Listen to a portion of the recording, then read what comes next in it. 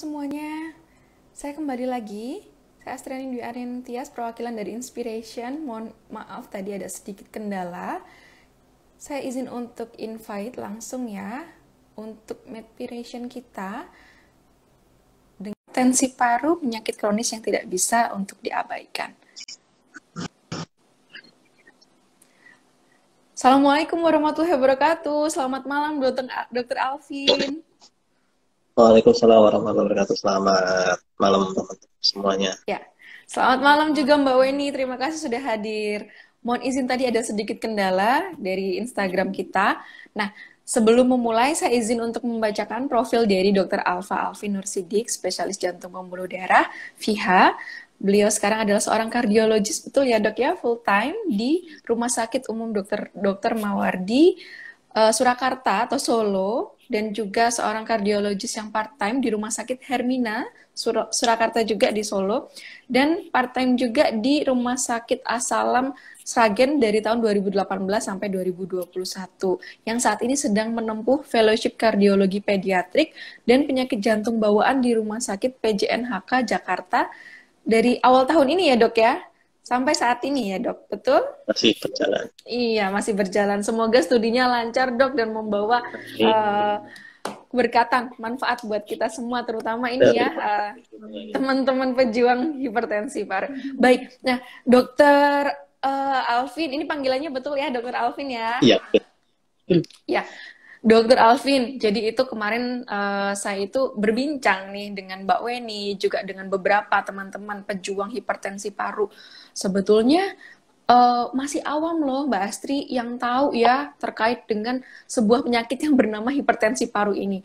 Dan banyak sekali pesan yang masuk juga ke Inspiration, itu sebetulnya apa gitu ya? Apakah kenapa bisa disebut penyakit kronis? Nah ini kita pengen tahu nih dokter.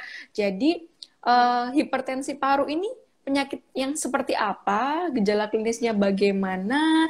Kemudian faktor resikonya apa? Bisa dijelaskan dulu nggak dokter secara awam kepada kita semua?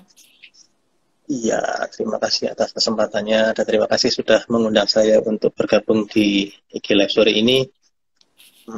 Untuk hipertensi paru ya, kalau kita sih sebenarnya hipertensi mungkin atau tekanan darah tinggi gitu kan sudah familiar ya, jadi yang bisa diukur pakai tensimeter, pakai manset dan bisa mengukur sendiri-sendiri di rumah ya.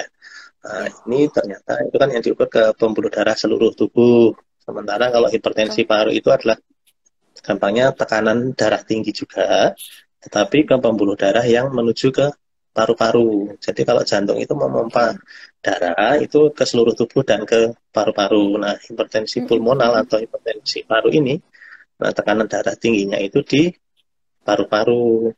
Cuman problemnya kita nggak bisa ngukur pakai manset, nggak bisa ngukur pakai tensimeter. Idealnya diukur menggunakan kateterisasi jantung. Jadi kayak semacam selang gitu ya, kecil dimasukkan ke pembuluh darah, dibawa ke jantung, nanti ke arteri yang menuju ke paru-paru. Nah di situ diukur kalau tekanannya pada saat istirahat lebih dari 20 mm air raksa. Nah, itu definisinya hipertensi paru atau hipertensi pulmonal.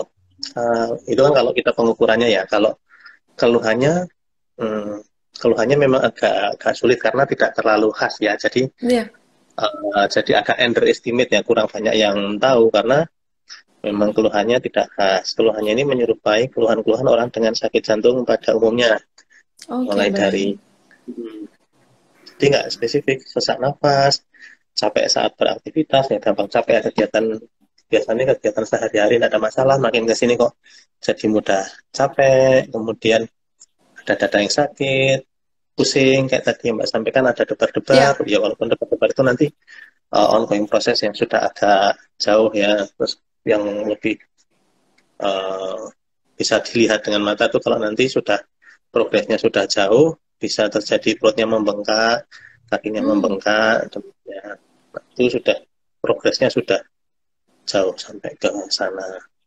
Kalau gejala-gejala yang bisa diamati, gejala dari hipertensi paru yang bisa. Jadi ya memang agak susah ya Mbak Weni ya. Jadi kalau yang datang ke kami para klinisi ya datangnya dengan tanda-tanda gagal jantung kami menyebutnya ya, karena Mm-mm. gejalanya gagal jantung, terutama gagal jantung yang kanan itu sangat mirip. Dan hipertensi paru kan banyak banyak spektrumnya, banyak banyak Iya. klasifikasinya. Jadi nanti eh, ini masuk klasifikasi yang mana akan kita follow up lebih lanjut gitu, Mbak. Oke, baik. Terima kasih dokter. Itu penjelasan secara awam ya nih teman-teman netizen semua. Bahwasannya ada gejala yang nampak, ada gejala yang tidak nampak. Cuman lebih diarahkan ke yang datang ke spesialis jantung, khususnya ke jantung pembuluh darah ya dok ya. Ini langsung dilihat, oh, oke, akan dibagi spektrumnya tadi. Nah, saya justru penasaran nih dok, spektrum atau mungkin jenis ya dok ya, dari hipertensi paru ini apa saja dokter? Oh, kalau pasien datang dengan keluhan-keluhan tadi, kita harus mencari Ya. apakah ini masalahnya eh, gagal jantung atau hipertensi paru atau gagal jantung yang sudah menyebabkan hipertensi paru. Jadi dibagi menjadi 5 kelas untuk yang Hmm, namanya hipertensi ini. Yang pertama hipertensi pulmonary arterial hypertension. Jadi yang mengalami peningkatan tekanan tuh pembuluh darah arterinya. Jadi pembuluh darah ya. yang menuju paru-paru. Kemudian kalau yang grup 2 atau kelas 2, klasifikasi kelas 2 ini hipertensi paru akibat penyakit jantung yang sisi sebelah kiri. Misalkan Oke. ada gagal jantung atau pompa jantung yang sudah melemah, atau ada gangguan katup yang Ya. sudah berlanjut lama, itu akan menyebabkan hipertensi paru. Yang kelompok ketiga atau grup 3 itu akibat dari penyakit paru yang kronis. Misalkan penyakit paru obstruktif menaun pada perokok-perokok berat, itu akan mengalami namanya penyakit paru obstruktif menaun atau PPOK, itu nanti bisa menyebabkan hipertensi paru juga. Kemudian yang mungkin agak agak menjadi highlight saat ini, penyakit hipertensi paru akibat emboli yang kronis. Emboli itu adalah jendalan darah yang lepas gitu, kemudian masuk ke pembuluh darah paru yang kecil-kecil sehingga menyebabkan sumbatan di situ. Nah, nanti tekanan darah di pembuluh darah paru akan meningkat. Kemudian kalau yang grup 5 ini yang grup macam-macam, sampai saat ini masih dalam pelacaan bagaimana kok ini bisa menyebabkan hal tersebut. Oke, baik dok. Jadi ada 5 ini ya dok ya, kategorisasi atau jenis dari Ya, 5. hipertensi paru ini ya. Nah, dari 5 nanti beranak-beranak lagi. Beranak lagi ya, jadi ada cabangnya Ya, ya dok ya. ya, Baik, jadi baik. keluarga besarnya ada 5. Jadi anaknya Ya, ada ya. 5, dan nanti cucunya ada banyak. Oke, baik. Nah, ini justru yang tadi ya highlight kita bersama ya, Dok ya. Tidak bisa diabaikan dan tidak bisa self diagnose ya, Dok. Perlu untuk langsung datang ke klinisi atau dokter ya, supaya Ya, jelas. Karena itu sudah klasifikasinya itu udah sangat spesifik. Namun boleh di-sharing sama kita semua nggak, Dok? Ketika mungkin kita mengalami gejala-gejala yang tadi dokter sebutkan gitu.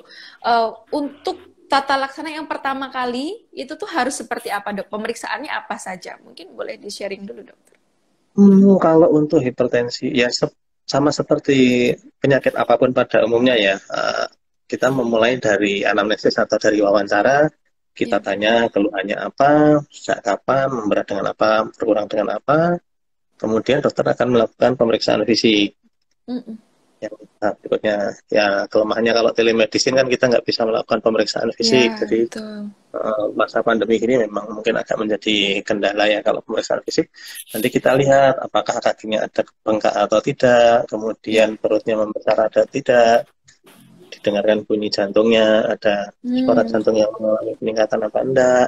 Ya. Kemudian kita lanjut berikutnya, ada pemeriksaan lanjutan, bisa kita melanjutkan ke ronsen atau pemeriksaan foto toraks itu. Kemudian Ya. yang lebih lanjut lagi, ekokardiografi atau Mm-mm. USG jantung. Nah, dari ekokardiografi ini kita bisa mencari adakah kelainan dari yang menyebabkan tekanan paru-paru itu meningkat atau gangguan dari fungsi jantung yang khususnya yang sebelah kanan.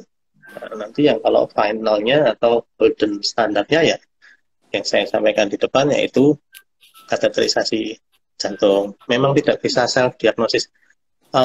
Sebenarnya semua penyakit nggak bisa self diagnosis. Iya, betul sekali dok. Gejala-gejala Cuma yang itu mirip, sekarang misalnya lagi, ya, hipertensi paru ini kan sebenarnya seperti ini. betul. Nah, Mm-mm. Mm-mm.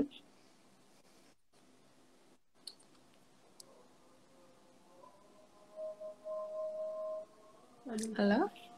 Ya, kayaknya ada kendala ini ya, koneksi. Kita tunggu aja ya Mbak Weni ya. Oke, Ya. nyambung lagi. Alhamdulillah. Silakan dok dilanjut.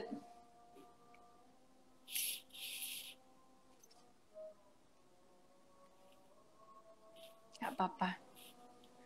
Seru nih. Self diagnose ya Mbak Weni. Pernah menemui nggak Mbak Weni sambil menunggu dokter Alvin ya untuk join lagi. Kalau di Yayasan Hipertensi Paru sendiri Mbak Weni, mungkin pasien datang yang mungkin ingin join ya di komunitasnya atau di yayasannya. Apakah sudah dalam kondisi mungkin terlambat atau yang awal-awal nih Mbak? Kalau biasanya sebagian besar itu udah kondisi terdiagnosa hipertensi paru, Mbak. Jadi kami selalu menanyakan apa diagnosa Anda atau kakak diagnosanya apa gitu. Jadi ada pemeriksaan, mereka selalu menyertakan pemeriksaan ekokardiografi untuk kita dapat melihat diagnosanya memang hipertensi paru. Oke, berarti sudah tadi ya seperti yang disampaikan oleh Dokter Alvin, setidaknya ada pemeriksaan penunjang ekokardiografi itu ya dok ya. Terima kasih Dokter Alvin sudah kembali. Ya, silakan. Ya, nggak apa-apa dok. Kita santai ya, ini semuanya di sini. Sama saya izin dulu dok sebentar. Buat teman-teman mungkin yang awam ya, yang belum tahu tentang Yayasan Hipertensi Paru atau penyakit hipertensi paru, yuk kita silakan untuk sudah mulai diskusi dengan menyertakan nama, kemudian usianya berapa, domisili di mana, dan pertanyaannya apa ya. Jadi kita nanti talk show ringan ya dok ya, menjawab juga pertanyaan dari netizen. Oke, silakan Dokter Alvin dilanjutkan lagi. Jadi tadi nggak boleh nih self-diagnose ya dok? Iya, kalau self-diagnose memang tidak disarankan karena ada yang gejalanya beberapa penyakit tersebut gejalanya mirip.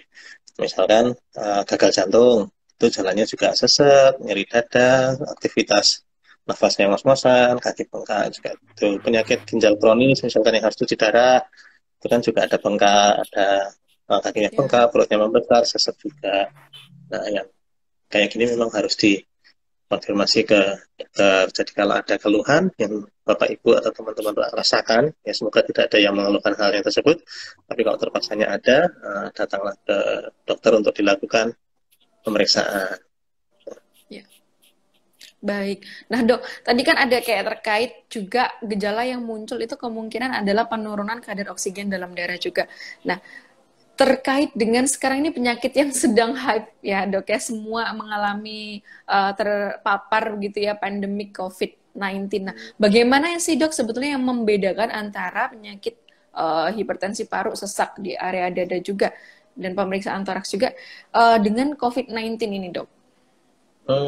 Yang paling bisa dijadikan catatan, kalau COVID ini kan masalahnya masalah infeksi ya. Jadi dia merupakan proses yang akut. Maksudnya akut itu tiba-tiba mengalami hal tersebut. Dan diawali dengan gejala-gejala infeksi seperti demam, batuk, kemudian sesak nafas, baru nanti ketika diperiksa mengalami desaturasi. Tapi kalau penyakit hipertensi paru ini penyakit yang kronik dan progresif. Jadi sudah dialami sejak dulu dan semakin kesini semakin memberat, tidak yang tiba-tiba terjadi kayak COVID. Walaupun nanti beberapa yang menjadi concern adalah efek jangka panjang dari COVID yang pasien yang mengalami hiperkoagulasi atau pengentalan darah yang berlebihan akibat COVID ini dikhawatirkan juga ada yang develop sampai ke hipertensi paru, terutama yang kronik tromboemboli yang jendalan darah yang lepas kemudian masuk ke pembuluh darah paru-paru. Baik. Ya, itu slightly different ya dok ya. Ini yang satunya akut dan yang satunya betul-betul kronis dan progresif tadi. Dan progresif. Ya, oke. Nah, dokter, satu lagi mungkin ya untuk bridging ke pertanyaan-pertanyaan yang lain. Kalau penyakit hipertensi paru ini, itu pengobatannya kira-kira berapa lama dan bagaimana sih dok untuk monitoring atau kontrol rutinnya? Nah, gimana Mbak Dewi? Nanti kita dengarin nih cerita dari Mbak Weni juga ya dok ya. Mbak Weni nggak peduli, maaf Mbak Weni. Kalau pengobatan ada beberapa, kan ada bertahap ya. Jadi kita lakukan stratifikasi dulu, dia nanti masuk klasifikasi ringan, sedang atau berat. Kalau masih ringan kita bisa menggunakan satu terapi, satu jenis obat. atau yang sedang berat harus kombinasi. Tetapi untuk terapi yang spesifik hipertensi paru ini, kita harus klasifikasikan dulu. Ini masuk PH atau hipertensi paru grup berapa? Yang bisa menggunakan regimen terapis tersebut adalah grup 1 dan grup 4. Yang hipertensi arteri pulmonal atau pembuluh darah yang menuju ke paru-paru, dan yang akibat dari jendelan darah yang lepas. Sementara kalau yang grup 2 dan grup 3, yaitu kita obati penyakit dasarnya. Kan grup 2 kan masalah jantungnya, ya kita obati jantungnya. Kemudian kalau masalah yang paru-paru, ya kita obati paru-parunya. Kalau yang spesifik jadi sorotan saat ini, yang penyakit hipertensi arteri pulmonal, itu yang obatnya ketersediaannya di Indonesia masih dalam fase perjuangan, itu Betul. itu yang sekarang menjadi sorotan karena untuk hipertensi arteri pulmonal ini ada banyak obat yang tersedia di dunia, namun yang tersedia di Indonesia masih terbatas dan akses terhadap pengobatan tersebut juga terbatas. Beberapa obat memang sudah masuk ke Fornas atau masuk ke dalam regimen pasien-pasien yang bisa mengakses menggunakan JKN, Jaminan Kesehatan Nasional Garis Miring BPJS. Tapi pilihannya belum banyak. Alhamdulillah kemarin obat golongan yang sildenafil sudah berhasil masuk ke JKN. Jadi teman-teman yang mengalami hipertensi paru bisa dapat akses obat yang ada pilihan yang lain. Cuman yang beberapa golongan yang kalau terpaksa kita menggunakan kombinasi, kita agak susah akses karena ketersediaan obatnya yang belum ada, dan pun kalau ada belum masuk JKN itu harganya ya begitulah adanya. Iya dok. Oke, nah ini dari tadi saya ngelihat pas ketika dokter bilang terkait dengan pengobatan, betapa lamanya juga ya pengobatan dengan hipertensi paru. Ini Mbak Weni dari tadi senyum-senyum sendiri. Ini sepertinya relate begitu ya dok ya. Yuk kita tanya dok, langsung aja ke Mbak Weni. Oke, Mbak Weni terima kasih. Lapangan sama ya antara pasien dengan dokter masalahnya sama. Iya dok. Benar. Nah Mbak Weni itu ya, mendampingi teman-teman. Betul sekali. Ini saya salut sekali sama Mbak Weni nih. Benar-benar pendampingannya luar biasa dari pasien, dari komunitas atau yayasan hipertensi paru ini. Nah, Mbak Weni bisa diceritakan nggak pengalamannya dulu? Apakah Mbak Weni ini juga mengalami betapa ya susahnya berobat dengan hipertensi paru, dan juga mungkin bisa diceritakan gimana pendampingannya di yayasan hipertensi paru? Ya. Kalau saya kebetulan hipertensi parunya karena jantung bocor dok, jadi karena ASD. Jadi ada kalau pas awal dulu saya rasa masih banyak belum yang aware karena di beberapa rumah sakit dengan dokter spesialis ada beberapa salah diagnosa. Jadi beberapa dilakukan ekokardiografi itu tidak ditemukan ASD. Jadi ini kenapa gitu, hipertensi parunya kenapa gitu tidak ditemukan ASD, terus kemudian pindah rumah sakit itu belum ditemukan juga. Terus akhirnya bermuara di rumah sakit Dr. Sarjito. Di Jogja ya? Iya di Jogja, dan kebetulan ditangani langsung oleh Dr. Lucia Kristinarti. Nah di situ baru ketahuan lah bahasa Jawanya lah iki lho ketero gede banget ASD-ne kayak gitu. Maksud jadi dilihat pemeriksaan sebelumnya ASD-nya negatif dok. Jadi tidak ada jadi pemeriksaan ekokardiografinya tidak ada ASD, tidak ditemukan ASD. Tidak ada kelainan. Oh iki we ketoro kok, iki ketemu ki penyebabnya kayak gitu. Terus langsung dijadwalkan beberapa kateterisasi, ekokardiografi, TEE dan sebagainya, baru sudah dicoba ASO dok waktu itu. Tapi gagal karena memang jaringannya terlalu tipis. Nanti kalau dilepas ASO-nya takutnya tidak bisa mencengkram itu, jadi dilepas, akhirnya dijadwalkan untuk bedah jantung besar. Terus dilakukan di Sarjito, alhamdulillah berhasil dan sekarang Alhamdulillah. pH-nya sudah normal. Terus Alhamdulillah. terus bergabung di yayasan untuk memotivasi teman-teman supaya bersemangat berobat. Kalau udah dijadwalkan operasi jangan takut, karena memang kalau sudah dijadwalkan operasi, kalau tidak segera malah nanti ini ya dok, akibatnya nggak bisa dioperasi dan fatal ya dok, harus mengkonsumsi obat seumur hidup ya dok ya. Iya. Iya.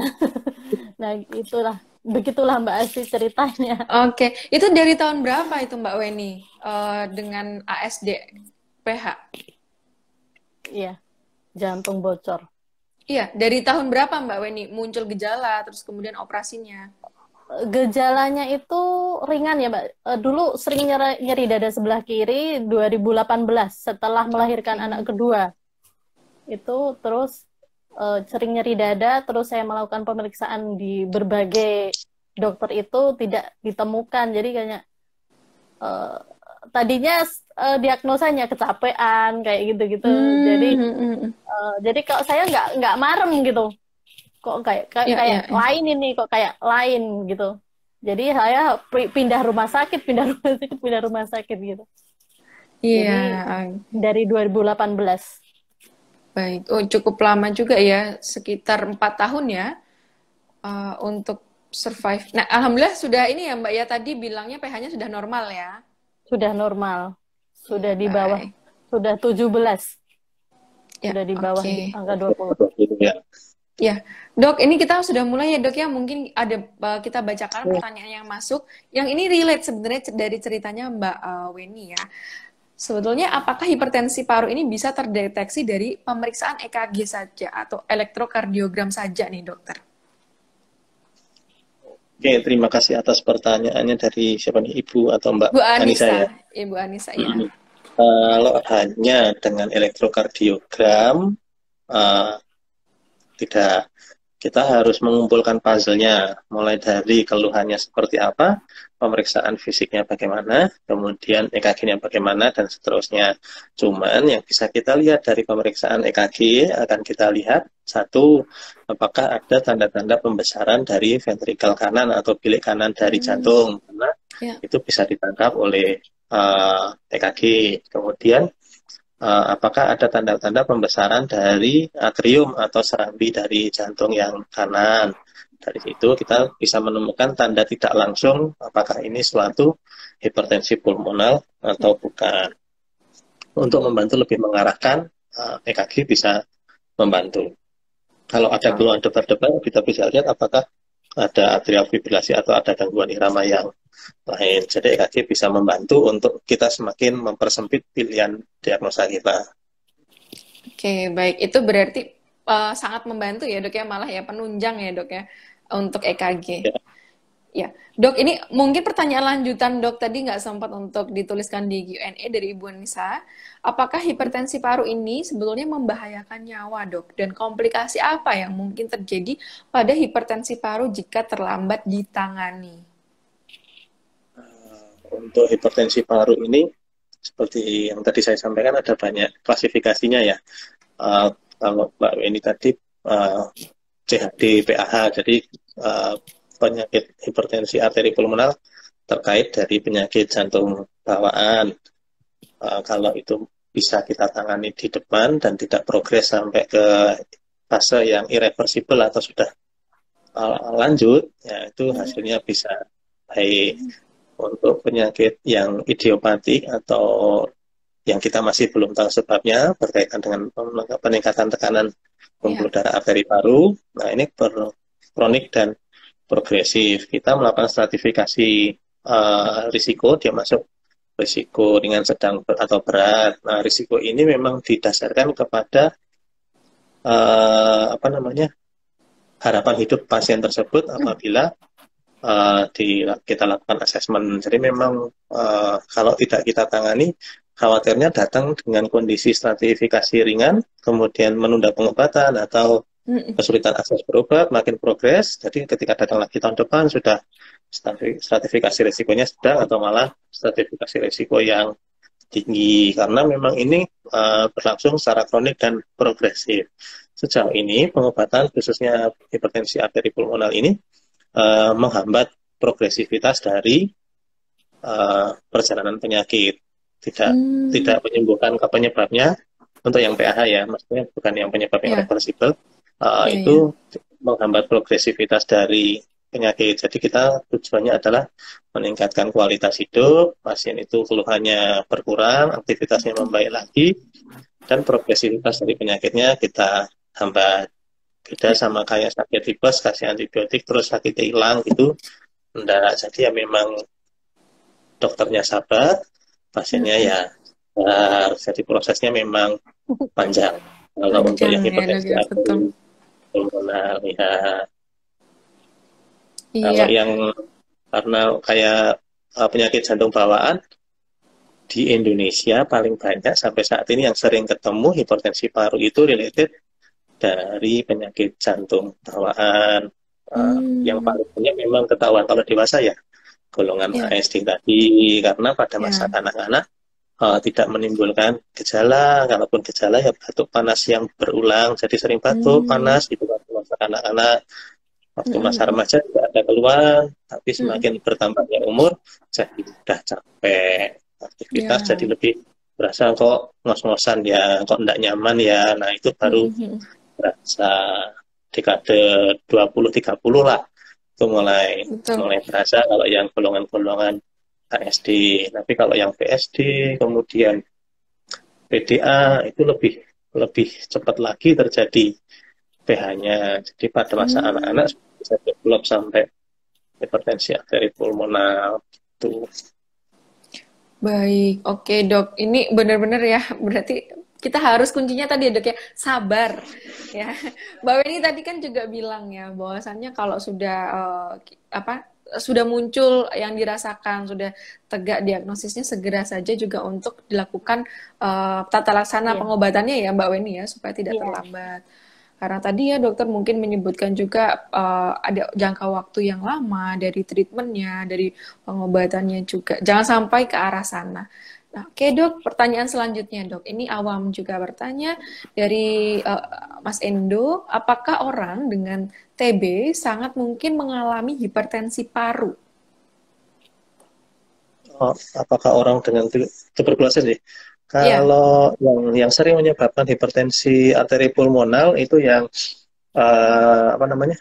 PPOK, penyakit obstruktif PPOK, penyakit paru obstruktif kronis, kemudian pasien-pasien dengan gangguan obstruktif sleep apnea. Jadi kalau tidur itu saluran nafasnya tersumbat, nah itu ya. Kemudian kalau di paru itu problemnya nanti kalau tidak diobati di paru yang tidak berobat atau putus obat atau resisten obat, kerusakan jaringan paru yang masif ya, misalkan sampai level destroyed lung atau paru-parunya itu terganti oleh jaringan parut, nah itu akan menyebabkan keluhan sesak nafas yang sangat menyerupai dengan penyakit paru obstruktif kronis, sehingga ada sindroma obstruksi karena penyempitan dari saluran-saluran nafas akibat TB paru.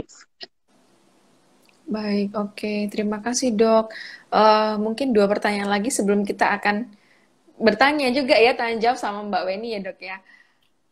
Ada pertanyaan dari Fauza Rizky. Malam dokter, saya post operasi ASD dengan pH 2 tahun yang lalu. Saya mau tanya, pH saya awalnya TVG-nya 68 dan post operasi TVG-nya 35 dan sudah tidak konsumsi sildenafil.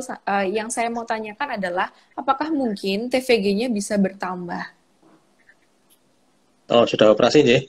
Sudah. Diharapkan kalau sudah operasi makin ke sini makin membaik tekanan parunya. Cuman ini 2 tahun kok. Idealnya kalau pasien dengan pos koreksi penyakit jantung bawaan itu harus ini kayak hadiah ulang tahunnya tuh ECO. Hadiah ulang tahun, baik. Itu tahun sekali itu kontrol untuk ECO, misalkan sudah operasi 2 tahun yang lalu ya kontrol tiap tahunnya dievaluasi ekokardiografinya. Memang yang kalau sudah ada cerita sebelumnya memang sebaiknya tetap harus kontrol. Mungkin pengobatan sudah tidak minum, tapi kita lihat ada progresif apa tidak. Harapannya sih memang setelah ditutup jantung itu sudah mulai adaptasi lagi, tekanan di paru-paru akan membaik. Harapannya begitu. Jadi kalau sudah operasi, alangkah baiknya tetap evaluasi tahunan untuk dilakukan pemeriksaan, melakukan ekokardiografi. Baik, oke. Terima kasih dokter atas penjelasannya. Satu lagi dokter, bagaimana cara meminimalisir efek samping ketika mengkonsumsi sildenafil jangka panjang ini dari Ibu Nur Aini, dok? Saya untuk efek samping yang dimaksud apa ya? Maksudnya kalau efek samping pusing atau habis minum jadi debar-debar. Kalau memang minum sildenafil terus pusing, nanti ditanyakan dulu, perlu disesuaikan dulu dosisnya apa enggak. Atau kalau habis minum sildenafil terus pasien itu pusing, bisa posisi tiduran dengan kaki diangkat sehingga aliran darah ke kepalanya akan membaik lagi. Soalnya sildenafil ini melebarkan pembuluh darah. Jadi kalau pembuluh darahnya lebar, ibaratnya pipa, biasanya ngangkut 1 liter, terus pipanya tiba-tiba lebar, nah, itu kan nanti pipanya besar tapi alirannya sedikit. Jadi otak nerima darahnya itu lebih sedikit, nah, biasanya ada yang pusing. Ya, pusing, pening di sini ya dok ya. Dibantu untuk tiduran dengan kaki diganjel 2-3 bantal biar otak itu dapat aliran darah dengan jumlah yang cukup. Tapi ya itu mohon dikonsultasikan dengan dokter yang memberikan terapi kalau ada dirasakan efek samping saat mengkonsumsi obat tersebut. Sebaiknya tidak menghentikan obat itu sendiri, pengobatan sendiri, atau mengkombinasikan dengan obat yang lain di luar advis. Demikian. Oke, terima kasih dokter. Ini sebuah tips ya untuk meminimalisir, mungkin tadi ada efeknya pening karena tidak ada kekurangan aliran darah yang kurang lancar begitu ya dok ya. Baik, terima kasih. Untuk Mbak Weni sendiri, Mbak Weni pernah nggak konsumsi obat untuk pH meskipun dulu penanganannya mungkin tergolong tepat dan ini ya proper begitu ya, cepat begitu. Tapi pernah nggak mengkonsumsinya? Pernah ya, obat kuat ya dok ya namanya. Obat kita sering. Kenapa obat kuat ya? Iya dok ya. jadi yang kami konsumsi, itu adalah kasarannya kita menyebutnya obat kuat atau sildenafil itu biasanya untuk apa dok dikhususkan untuk difusi ureksi. Jadi tapi di hipertensi paru itu untuk melebarkan pembuluh darah parunya gitu ya dok ya. Jadi saya pernah mengkonsumsinya. Pernah ya. Dan itu juga ngalamin efek yang seperti dokter Alvin dan juga teman kita tadi sebutin gitu Mbak Weni. Kebetulan pusing sih Mbak. Jadi kayak pusing kayak berkunang-kunang gitu. Jadi pertama kali konsumsi ya berkunang-kunang. Mungkin tadi maksudnya ini dok, efek samping seperti untuk ginjalnya. Karena kan ini obat kita konsumsi terus-menerus ya dok. Mungkin yang ditanyakan apakah nanti berefek ke organ lainnya gitu ya dok. Karena obat ini kan kita konsumsi terus-menerus. Safety-nya ya maksudnya ya? Iya. Ya. Kalau efek jangka panjangnya. Kalau sildenafil untuk safety-nya ke ginjal baik ya. Yang jadi problem itu kalau malah kita, ini yang sering jadi masalah kalau kita mengkonsumsi obat kronis ya. Salah kaprahnya itu kalau minum obat, nanti lama-lama ginjalnya akan terganggu. Rusak, ya. Memang beberapa obat di metabolisme dan dibuang lewat ginjal, tapi dosis yang diberikan kan terukur dan ada pemantauannya. Kalau kita kerjakan secara proper, justru kita akan menghambat proses yang komplikasi kemana-mana. Kalau hipertensi paru ini tidak mendapatkan pengobatan vasodilator, maka pelebar pembuluh darah, maka darah yang kembali ke jantung itu akan sedikit. Dengan sedikitnya darah yang kembali ke jantung, maka darah yang dipompakan ke ginjal juga sedikit. Nah, ini justru akan menyebabkan ginjal itu kekurangan darah. Dengan ginjal itu kekurangan aliran darah, nah itu malah berlanjut ke menyebar. Jadi tekanan darah di ginjal, darah yang masuk ke ginjal sedikit, itu nanti akan menyebabkan progresivitas yang ke mana-mana. Yang sering Kemana-mana. jadi masalah adalah kita mengkonsumsi obat golongan pereda nyeri secara tidak terkontrol. Ya. Misalkan beli obat lepasan di warung atau di pedagang obat Iya. setelan atau gimana itu dalam jangka waktu lama, misalkan punya masalah gout artritis atau asam urat yang diminum hanya pereda nyerinya tok dan berkepanjangan, nah itu malah akan mengganggu fungsi ginjal. Oke. Berarti Mbak Ya, Weni dulu merasakan sildenafil yang masih beli sendiri ya? Iya, beli sendiri dan sangat mahal. Oh Jadi gitu, 15 Dok. 15 butir itu sekitar 800.000. Ya, pokoknya Astaga. 50 mg. Jadi ya 50 dosis mg. 50 miligram, terus 15 butir itu 850 di rumah sakit swasta di Jogja. Oke. Loh, itu berarti baru masuk ke JKN itu sejak tahun berapa itu, Dok, obat sildenafil ini? 2021. Astaga, berarti dulu pejuang hipertensi paru ini bener-bener dari awal sendiri gitu ya? Nggak ada yang support gitu ya? Ya Allah. Kasihan ya, Mbak. Nggak, jadi saya tuh ngerasain gitu loh. Maksudnya ngerasain perjuangannya teman-teman ini. Udah penanganannya kan seperti itu ya. Kita tahu tadi ada kateter dan segala macam.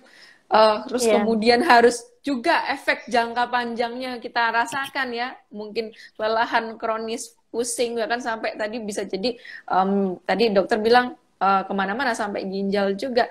Lah, belum lagi beli obatnya ya, Dok ya. Iya, tambah sesak napas. Tambah sesak napas. Sesak Belum napas, lagi. juga. Ya, makanya itu pentingnya ya highlight kita ya. Ini nggak bisa main-main nih penyakit ini gitu loh. Ya kita sama-sama dengan Yayasan Hipertensi Paru terus kasih pendampingan terus, kasih edukasi. Semoga selalu ada. Terus jangan sampai ini ya Dok ya unlisted. Ini harus terus listed ya Dok ya obatnya nih. Begitu masuk Ormas JKN, wah ada pilihan baru ya. Iya. Banyak yang bisa mengakses. Tapi ada beberapa rumah sakit juga sekarang kosong ya, Dok, karena mungkin sempat ada yang kosong. Sempat kosong. Jadi sempat ada beberapa rumah sakit yang tidak menyediakan walaupun itu sudah ditanggung BPJS. Baik. Oh, Masya Allah. Ini perjuangannya. Yuk, kita selalu menyuarakan terus nih berarti Mbak Weni ya, Yayasan Hipertensi Paru dan juga para dokter yang berkecimpung di bidang hipertensi paru ini. Baik, dokter boleh dilanjutkan ya ini Mbak dan Mbak Weni pertanyaannya ya. Ternyata banyak sekali yang bertanya. Dari Muhammad Irfan, Bumi Ayu, Brebes, terdiagnosis PH primer, Dok. Sampai kapan sebetulnya saya harus mengkonsumsi obat? PH primer ya berarti idiopatik PAH nih. Kalau untuk PH primer, nah itu yang saya bilang tadi, pasiennya sabar, dokternya sabar. Karena kalau PH primer kan memang penyebabnya tidak diketahui atau idiopatik. Sama seperti hipertensi yang sistemik, berapa lama minum obat, seumur hidup. Ya, oke. Jadi yang bisa kita adjust nanti mungkin kita bisa turunkan dosisnya, tapi kalau berapa lamanya untuk hipertensi paru yang primer ini seumur hidup. Yang penting semangat ya Mas Irfan ya. Itu juga udah masuk anggota kami. Oh, sudah tergabung di Yayasan Hipertensi Paru. Sabar, sama-sama sabar dan semangat. Iya. Dokternya sabar, caregivernya juga sabar, pasiennya sabar, yayasannya ini komunitas pasien juga sabar ya. Kita sama-sama dalam satu ekosistem support pasiennya ya. Support pasien. Oke, Dok, terima kasih sekali. Jadi kalau menurut saya mungkin ya PH primer ini sebuah life sentence ya dok ya. Kita kalau misalnya punya yang namanya harus konsumsi seumur hidup, itu kan ketakutan-ketakutan ya dok ya. Kok seumur hidup nanti bagaimana efeknya? Kalau saya boleh tambahkan di sini dok, itu adalah life sentence dari Tuhan. Tadi dokter juga bilang hadiah loh ini ya. Jangan dikategorikan sebagai hal yang negatif. Kita masih bisa untuk berdaya. Nanti mungkin Mbak Weni akan cerita gimana sih di Yayasan Hipertensi Paru. Lanjut lagi ya dok ya, tentang pertanyaan dari Ibu Farah Nur, 20 tahun dari Bekasi nih dok, 20 tahun, Masya Allah. Saya terdiagnosis hipertensi paru karena fraksi ejeksi menurun 45% dan aritmia. Sudah diberikan obat hipertensi paru namun gejalanya masih terasa berat. Apakah itu normal dokter? Terima kasih. Terima kasih. Yang gini-gini ini tidak bisa diselesaikan dengan telemedicine. Saran saya periksa ke dokter untuk dilakukan pemeriksaan fisik dan evaluasi lanjutan. Namun kalau melihat ceritanya, fungsi fraksi ejeksi yang menurun, usianya masih muda, kita harus cari. Berarti ini masalahnya pH grup 2 ya, kemungkinan ya kalau arahnya begini karena fungsi jantungnya menurun. Kita cari dulu sebabnya apa itu fungsi jantung yang menurun. Kemudian kita kasih pengobatan yang berkaitan dengan gagal jantungnya. Nanti kalau gagal jantungnya membaik, mungkin keluhannya akan lebih baik. Tapi tetap saran saya, monggo diperiksakan ke dokter untuk dilakukan evaluasi lebih lanjut. Baik. Oke, jelas ya dokter ya. Berarti harus ada evaluasi atau monitoring berkala ya dok ya, terkait dengan kondisi ini. Baik. Oke. Dok, pertanyaan lanjutan. Ini saya juga kaget juga, pertanyaan sangat banyak. Dari Bapak Abdul Sagaf, apakah bisa melakukan penutupan jantung pada pasien dengan ASD bila tekanan pH-nya masih tinggi? Gini, jadi kalau bisa ditutup atau tidak hanya berdasarkan dari tekanan pH. Maksudnya, ini ada ASD, memang sebaiknya ditutup. Kemudian nanti untuk ditentukan ditutup atau tidak, nanti kita menggunakan kateterisasi jantung. Ada beberapa parameter yang harus kita ukur ketika kita melakukan kateterisasi jantung. Memang salah satunya adalah tekanan arteri pulmonal ini. Tapi memang pasien dengan ASD itu memang tekanan arteri pulmonalnya itu relatif lebih tinggi daripada orang-orang normal. Tapi ini masih reversible atau tidak? Maksudnya ketika ada mungkin tekanan parunya tinggi, kemudian kita lanjutkan tahap berikutnya namanya vasoreactivity test atau tes kalau di Indonesia menggunakan oksigen 100%, 10 liter selama 10 menit, nanti tekanan paru-parunya menurun apa enggak. Kalau tekanan paru-parunya menurun ya masih kita bisa lakukan penutupan. Jadi kalimatnya yang pas sudah terjadi kerusakan pulmonary vascular disease, jadi ada gangguan di pembuluh darah parunya sudah terjadi atau belum. Kalau pH tekanan parunya meningkat, ya akan meningkat pada ASD karena darah yang mengalir ke sistem kanan jantung yang kanan memang jumlahnya lebih tinggi. Jadi memang otomatis secara relatif tekanan darah di pulmonalnya akan lebih tinggi. Tetapi sudah mengalami kerusakan pembuluh darah paru atau belum? Kalau belum mengalami kerusakan pembuluh darah paru, maka itu masih memungkinkan untuk dilakukan penutupan. Tapi kalau sudah mengalami PVD atau kerusakan pembuluh darah di paru-paru, memang tidak disarankan untuk ditutup lagi. Jadi kalau terdeteksi, dan seperti pesan Mbak Winnie, kalau ada terdeteksi kemudian dapat advis untuk dilakukan tindakan, bila mana memungkinkan tidak untuk ditunda-tunda, karena kalau misalkan ditunda-tunda, satu progres, yang kedua ngantri. Iya. Aduh. Antri Mbak Astri, operasinya harus antri. Dan ngantrinya itu ya itu antrinya kira-kira berapa lama dong? Tidak panjang, tidak pendek antriannya itu. Jadi kalau sudah terjadwalkan langsung aja. Ya. Itu tadi ya, ini sebuah ilmu baru ya. apa namanya informasi baru juga. Oh, ternyata ada antrian ya. Makanya dari tadi Dokter Alvin selalu menekankan sabar. Ya, Dok ya, sabar is the key dari ekosistem hipertensi paru ini. Terima kasih, Dokter. Nah, Dok, satu lagi, Dok, sebelum kita beralih ke Mbak Weni, apakah dari Ibu Rati Murtika, mohon maaf, pertanyaannya adalah apakah sildenafil yang dikonsumsi jangka panjang ini juga berpengaruh terhadap penurunan pendengaran? Kalau saya kok saya belum baca ya. Nanti coba tak carikan. Tapi yang biasanya berkaitan dengan penurunan pendengaran itu furosemid. Kadang beberapa pasien dengan hipertensi pulmonal itu sudah mengalami bengkak-bengkak. Kakinya bengkak, perutnya bengkak, rasa begah di perut gitu. Nah, itu kan kadang kita kasih furosemid untuk membuang cairannya, untuk mengurangi bengkak. Nah, kalau kita menggunakan furosemid jangka panjang, harus kita monitor. Salah satunya adalah gangguan pendengaran, gitu. Kalau sildenafil kok saya belum baca, coba kita cari. Iya, iya. Oke. Kita di sini juga sama-sama belajar lagi ya, Dok ya. Nanti kalau ada update, kabarin kita, Dok. Jadi kita bisa untuk mengupdate. Oh, ternyata efeknya bisa seperti ini dari studi yang terbaru gitu ya. Oh, ini ada juga yang sharing pil biru. Itu benar ya, Mbak ya? Obatnya itu pil biru itu, Mbak Wendy. Tapi jangan sampai beli di pinggir jalan. Originalitas dan keamanannya kita tidak berani menjamin. Iya. Oh, ada juga yang dijual di ini ya, kayak tadi dokter bilang warung-warung itu betul-betul ada gitu, Dok. Kalau di warung kan nggak ada. Cuman yang sering jadi klaim itu ya itu tadi obat kuat itu.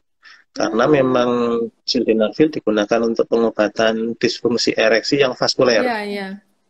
Disfungsi ereksi yang vaskuler digarisbawahi. Jadi tidak semua disfungsi ereksi obatnya adalah sildenafil. Kalau gangguannya karena pembuluh darah, baru kita mungkin meresepkan sildenafil. Nah, nanti yang dikonsumsi dosisnya berapa?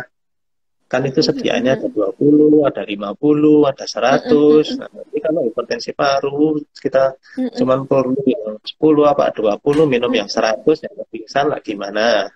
Karena tekanan darahnya ngedrop. Iya, betul sekali. Jadi, self-medication, self-diagnosis kok tidak disarankan pada kondisi ini. Ya, baik. Nah itu ya, highlight bersama ya, bahwasanya perlu untuk dikonsultasikan kepada dokter yang menangani, obatnya juga dari farmasi yang sudah terpercaya ya, originalitasnya, jangan beli yang tidak orisinil ataupun mungkin di tempat-tempat yang kita tidak tahu, nanti bisa trackingnya atau tidak gitu. Oke, Mbak Weni nih, kalau di Yayasan Hipertensi Paru sendiri, bentuk pendampingan untuk pasien hipertensi paru ini seperti apa, Mbak Weni? Kami lebih ke awareness dan support pasien ya, Mbak. Jadi kami juga bekerja sama dengan dokter-dokter dan farmasi untuk mengusahakan akses obat bagi pasien hipertensi paru yang sudah bergabung. Jadi kalau untuk ke medisnya kami menunjuk beberapa dokter yang sudah tergabung ke dokter peduli hipertensi paru dan Pokja PH. Salah satunya Dokter Alvin juga. Itu nanti menjadi dokter rujukan karena tidak semua dokter yang mohon maaf untuk aware tentang hipertensi paru ini. Untuk support pasiennya kita membentuk kulwab, kita ada kulwab medis yang nantinya pasien bisa sharing, bisa tanya-tanya dengan dokter spesialis tentang kondisinya. Jadi kami ada sediakan grup kulwab, terus kami juga ada karena ini kan penyakit kronis ya Mbak, tidak semua orang bisa menerima secara psikisnya bisa menerima karena ini penyakit yang tidak main-main. Jadi kami menyediakan grup kulwab untuk sharing ke psikologi. Jadi kami menyediakan itu. Terus ada beberapa grup support untuk kita sharing karena kalau kita mengalami suatu hal terus kita pikir bareng-bareng, mudah-mudahan lebih ringan gitu pemikirannya ya. Betul. Pikirannya itu ringan, terus ada yang diajak cerita, ada yang diajak curhat kayak gitu. Kami berharap kualitas pasien ini lebih berkualitas lah. seperti itu. Meningkat ya Mbak ya, jadi Ya, kualitas lebih hidupnya. meningkat. Baik. Itu program-programnya tadi ada Kulwap Mm-mm. untuk raising awareness, untuk edukasi ya. Jadi update Iya, ilmu seperti ini juga mungkin ya, ada Instagram Live juga saya pernah lihat. iya, Terus ada juga ada program donasi kah untuk pasien karena tadi sempat tersebut harganya obat yang luar biasa. iya. Memang kami ada donasi yang bisa didonasikan dengan apa di yayasan kami untuk mungkin kalau donasi kita lebih ke awareness dan akses obat. Jadi kita mengusahakan akses obat supaya pasien hipertensi paru ini tidak kesulitan terutama obatnya ini, Mbak. Karena ya itu tadi beberapa rumah sakit tidak menyediakan apa terhalang biaya gitu. Mudah-mudahan yayasan bisa sedikit mengcover. Iya, itu ya berarti sangat positif dengan adanya sebuah komunitas pasien yang mendampingi ya dok ya. Jadi ada peran dari komunitas, ada peran dari dokter, peran dari keluarga untuk pasien ini kualitas hidupnya naik begitu ya. Jadi pasien bisa terus untuk kontrol rutin mungkin ya dok ya. Kalau misalnya sudah terjadwalkan operasi, yuk langsung tanpa pikir nantinya akan merambat kemana-mana begitu. Oke, dokter, saya mohon izin juga untuk membacakan pertanyaan lanjutan. Oke, dok, ini ada pertanyaan yang cukup bagus juga dari Ibu Afri. Selamat malam dokter, saya pasien ASD plus PH. Saya mau tanya dokter, sangat berbahayakah kondisi pasien ASD PH ini jika hamil? Apakah berbahaya jika pasien ASD PH ini hamil, dok? Oke, terima kasih pertanyaannya. Memang biasanya pada ketahuan kalau pas hamil. Jadi setelah melahirkan, waktu awal-awal tidak terlalu berasa. Semakin berumur semakin berasa. Anak pertama nggak berasa, anak kedua nggak berasa, nanti anak ketiga berasa ya ada. Saya ketemu ASD usia 67 tahun ya ada. Nah, kalau kondisinya hamil, nanti kita tentukan dulu stratifikasi risiko. Jadi dokternya itu gaweannya memperkirakan risiko. Ini risikonya tinggi atau risiko rendah. Jadi kalau di kondisinya hamil, nanti kita juga bagi 4. WHO kelas 1, 2, 3, 4. Sama ya dok. Kalau ASD dengan PH, apakah ini sudah terjadi Eisenmenger, sindroma Eisenmenger, atau sudah mengalami kerusakan jaringan pembuluh darah paru atau belum? Ditandainya apa? Ditandainya dengan sianosis, itu kebiruan pada mukosa mulut, kemudian di sisi dalamnya mata itu warna kebiruan, terus jarinya itu jadi bendol kayak jari tabuh gitu kan, jadi membelit. Jadi kalau jari itu kalau kita gaduk, kita kita dekatkan begini itu kan tengahnya ada celah ya. Jadi ketemu jari begini, kalau kita letakkan begini kan tengahnya celah nih. Nah, kalau yang namanya clubbing finger itu, ini kuku ketemu kuku. Yang di tengah ini nggak ada celahnya, tapi menggembung itu namanya jari tabuh dan jari tabuh ASD. Nah, itu memang tidak disarankan hamil. Kalau pasien-pasien dengan PAH yang idiopatik juga memang tidak disarankan untuk hamil. Nah, nanti kalau sudah tahunya pas hamil gimana? Nah, itu nanti kami yang rapat, apakah ini kehamilannya dapat dilanjutkan atau disarankan untuk diperhatikan. Iya, nanti Bapak komite etik, komite medik, dokter kandungan, dokter jantung, dokter anestesi bikin rapat membahas situasi yang ada. Gitu. Jadi kalau memang ketahuan sudah ada ASD, belum progresnya belum sampai kemana-mana, bisa ditutup. Sekarang untuk penutupan ASD ya bisa dengan bedah, bisa tanpa bedah. Seperti yang tadi Mbak Feni sampaikan, strategi skenario pertamanya tidak dengan bedah, jadi tidak ada luka terbuka di dada, tapi lewat pembuluh darah kaki saja, gitu. Nah, posisinya sulit baru dilakukan pembedahan. Oke, saya nyambung sedikit pertanyaan yang tadi boleh. Saya Yang mana, tadi Dok? kok nyari beberapa paper yang untuk gangguan pendengaran. Pendengaran. Ini yang Oh, masuk, dokter langsung yang cari masuk, ya. Masya Allah. Ya, ya, yang jadi Boleh, Dok, problem silakan di-sharing. beberapa paper yang saya baca kok yang terkait dengan disfungsi ereksi ya. Untuk disfungsi ereksi ini kan dosisnya lebih tinggi daripada dosis untuk PAH. Jadi mungkin penggunaan jangka panjang dan dosis yang mungkin walaupun dosis yang lebih tinggi 50 sampai 100, kemudian dan laporan ini juga masih belum firm menyatakan bahwa ini sebab akibat yang jelas gitu sih. Tapi kalau yang Oke, sudah ketahuan hubungan sebab akibatnya yang tadi saya bilang yang furosemid itu ya. ya. Oke, ya dok. Berarti ini dari studi yang terbaru, paper yang terbaru pun masih belum firm ya dok ya. Ada sebab akibat sampai ke pendengaran. Baik. Yang Oke, digunakan buat sampel tadi yang disfungsi ereksi. yes. Oke, terima kasih dokter. Nah dok, ini ada 2 pertanyaan lagi, boleh dok, terkait dengan keterbatasan waktu? Oke, oke. Ini ada pertanyaan yang mungkin relate dengan kondisi kita COVID saat ini ya dok ya. Karena dari sisi penggunaan obat batuk pada pasien pulmonary hypertension ini. Dok, apakah ada obat batuk untuk orang yang khusus gitu ya, mengalami PH, dan kenapa batuknya ini lama sembuh dok? Nah, sekarang pertanyaannya, satu pH-nya ini karena apa?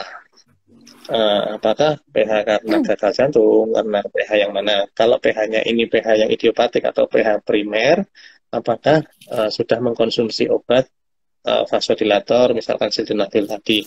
Karena satu pasien yang mengalami pH itu keluhannya juga salah satunya batuk-batuk, bahkan sampai batuk darah. batuk darah. Batuk darah ya. Iya, sampai batuk darah.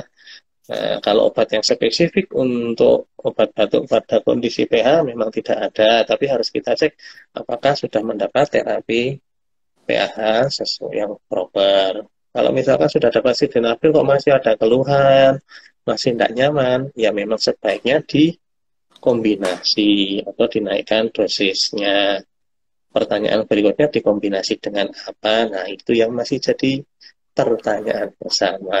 Usaha kita bersama, kombinasinya itu mau dikombinasi pakai apa? Di Indonesia itu ada golongan namanya obat masitentan, itu baru masuk.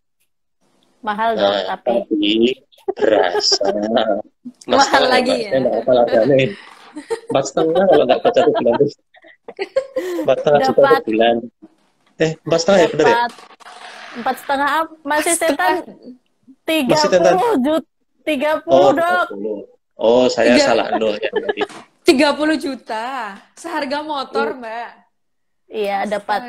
Kalau kemarin ada yang komen di Q&A-nya hipertensi paru, saya diresepin mbak, tapi nggak mampu beli. Itu kalau saya beli udah dapat 3 sapi 3 ekor gitu. Jadi dia mending mending beli sapi daripada. Iya, dia mending beli sapinya. Kalau ya itu makanya kalau bisa ketemunya di fase yang belum kompleks. Ya. Karena begitu sudah berlanjut, pilihan kita semakin terbatas dan semakin mahal ya. Semakin mahal, semakin terbatas dan progresnya akan semakin sulit. Jadi kalau bisa ketemu di awal. Maksudnya ketemu di awal kalau ada keluhan, monggo diperiksakan untuk jangan self diagnosis ini memang. Makanya kalau self diagnosis gejala yang mirip kan banyak, jadi nanti takut salah ngambil keputusan gitu. Oke. Dan Dok, jangan terkait takut. Iya benar banget itu mbak ya. Jangan takut untuk ini ya berobat juga. Dok, kalau terkait dengan pertanyaan tadi mungkin kalau misalnya yang pasiennya ini juga terdiagnosis COVID begitu dok, apakah ada jeda antara meminum obat COVID dengan obat rutinnya yang mungkin dikonsumsi oleh pasien PH ini dok? Kalau pasien PH terus kena COVID, pengobatan tetap berjalan.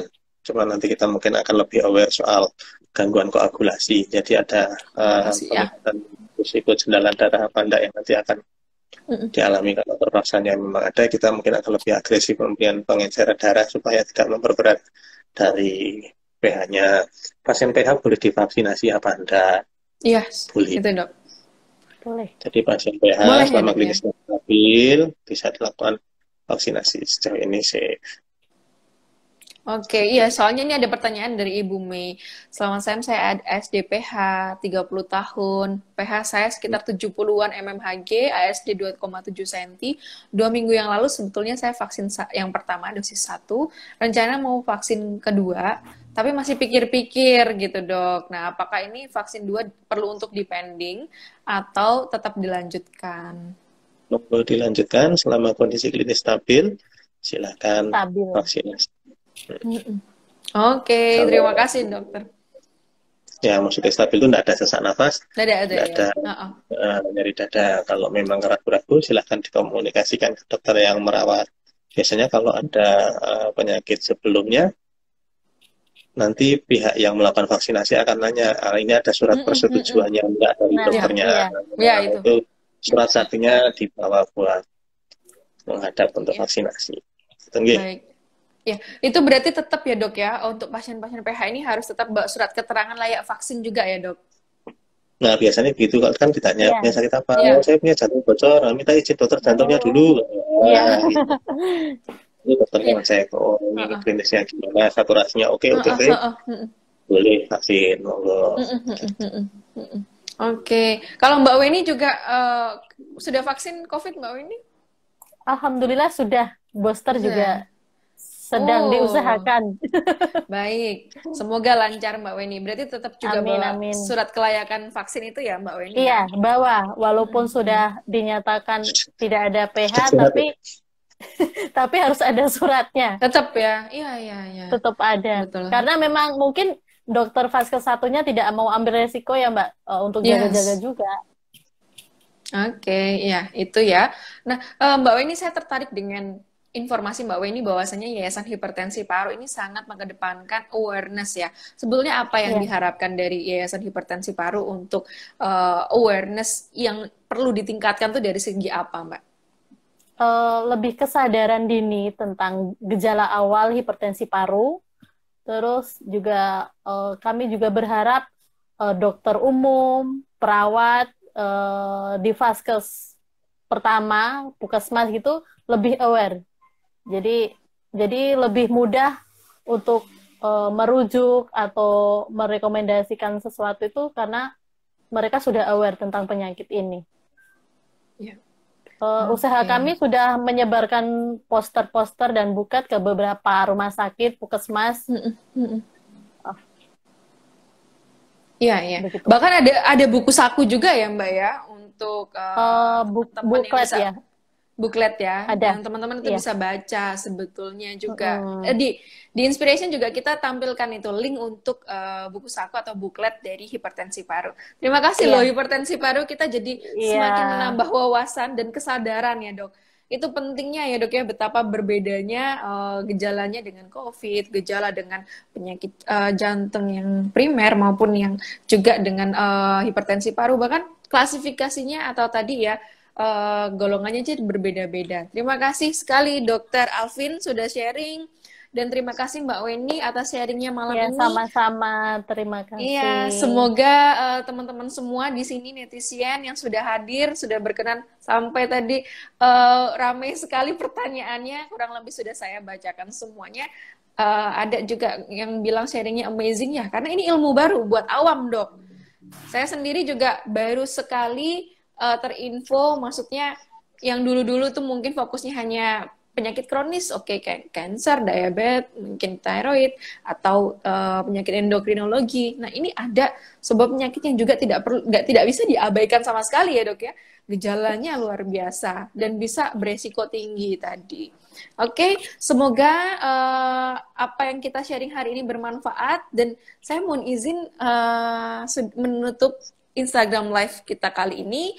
Nantinya saya akan sharing dulu ke teman-teman netizen ini semua bagaimana cara untuk bergabung di Yayasan Hipertensi Paru. Terima kasih Dr. Alvin atas kesempatannya sharingnya, ilmunya yang sangat bermanfaat. Terima kasih juga Terima Mbak kasih, Weni. Dok. Iya. Oke, Mbak Weni. Semoga sehat selalu. Iya, Amin. amin. Sama-sama. Ya. Oke, Mbak Weni dan dokter boleh di-close dulu. Saya izin untuk Oke. sharing. Ya. Pamit ya. Terima Ya, kasih. terima Assalamualaikum. kasih. Waalaikumsalam warahmatullahi wabarakatuh. Ya, terima kasih atas kehadirannya netizen. Tadi kita sudah mendengarkan ya betapa penyakit ini, hipertensi paru ini sangat tidak pernah bisa untuk diabaikan. Saya mau izin mengulang bahwasannya ini ya, gejalanya ini sebetulnya tidak betul-betul invisible atau tidak betul-betul tidak nampak. Jadi nampaknya yang bisa terlihat adalah yang pertama bibir terlihat biru atau ungu, kuku terlihat biru. Bahkan tadi ya, tadi Dokter Alvin juga sharing ada jari tangan kuku yang gemuk membulat gitu ya, bengkak di kaki, bengkak di perut, itu salah 5-nya dari gejala-gejala yang kemungkinan muncul. Kemudian ada informasi juga bahwasanya ada gejala yang tidak terlihat sebetulnya, seperti tadi ya, rasa nyeri, sesak begitu. Nah, pas sesak, detak jantung tidak beraturan, detak terlalu cepat, tertekan di area dada, mudah lelah, mudah lemas, pusing tadi ya, juga pusing, sakit kepala, dijelaskan dengan sangat baik oleh Dr. Alvin. Terima kasih Dr. Alvin. Dr. Alvin berpraktik juga di Rumah Sakit Umum Daerah Dr. Mawardi di Surakarta. Nah, ini saya mau sharing, ini informasi yang sangat penting, bahwasannya Yayasan Hipertensi Paru ini sangat terbuka, sangat hangat untuk teman-teman yang sedang berjuang dengan kondisi hipertensi paru. Saya mendapatkan informasi dari Mbak Weni juga bahwasannya sangat mudah untuk join di Yayasan Hipertensi Paru ini. Simply dengan DM atau mengirimkan pesan direct message kepada @hipertensiparu ya. Jadi langsung saja DM ke Yayasan Hipertensi Paru @hipertensiparu. Nah, melalui Inspiration juga bisa, nanti kita akan selalu meneruskan kepada setiap komunitas yang menjadi mitra kami, menjadi rekanan kami. Salah satunya adalah Yayasan Hipertensi Paru ini. Baik, salam, saya Astriani Dwi Araning Tias selaku host atau moderator pada Instagram Live hari ini. Tetap semangat tadi ya, bahwa saya kunci dari kita berjuang dengan penyakit kronis ini adalah sabar ya, karena pengobatannya jangka panjang, tidak pernah mudah, ups and downs yang sangat terasa sekali, mungkin ada yang merasa juga mahal, tapi kita ini diberikan privilege adalah hidup ya. Kita harus memperjuangkan kehidupan kita. Anggap saja ini hadiah, yuk kita saling merangkul hadiah ini, kita saling mendukung bersama, memberi peran yang sangat besar, dukungan sosial, doa, kita rangkul semua teman-teman kita, penyakit kronis apapun, no one left behind, dan agar tetap tenang jadi pasien. Saya pamit undur diri, Astriani Dwi Araning Tias selaku perwakilan dari Inspiration. Jangan lupa follow Instagram kami @inspiration atau @inspira.cien. Tetap tenang jadi pasien, dan sharing ya ilmu kita ke banyak orang terdekat kita yang kita kasih. Wassalamualaikum warahmatullahi wabarakatuh. Stay safe and healthy. Selamat malam.